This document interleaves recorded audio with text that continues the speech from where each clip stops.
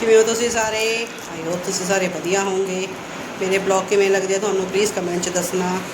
ਇਸ ਚੈਨਲ ਨੂੰ ਸਬਸਕ੍ਰਾਈਬ ਜ਼ਰੂਰ ਕਰਕੇ ਦੇਖਿਆ ਕਰੋ। ਬਿਨਾਂ ਸਬਸਕ੍ਰਾਈਬ ਕਰੇ ਤੁਸੀਂ ਚੈਨਲ 'ਤੇ ਵੀਡੀਓਜ਼ ਵਗੈਰਾ ਦੇਖ ਰਹੇ ਹੋ, so please you help me, ਠੀਕ ਹੈ। ਚੈਨਲ ਨੂੰ ਸਬਸਕ੍ਰਾਈਬ ਕਰੋ ਪਲੀਜ਼। Okay guys, bye. ਜੈ ਸ਼੍ਰੀ ਸ਼ਾਮ। ਪਲੀਜ਼ ਚੈਨਲ ਨੂੰ ਸਬਸਕ੍ਰਾਈਬ ਜ਼ਰੂਰ ਕਰ ਲਓ। Okay bye.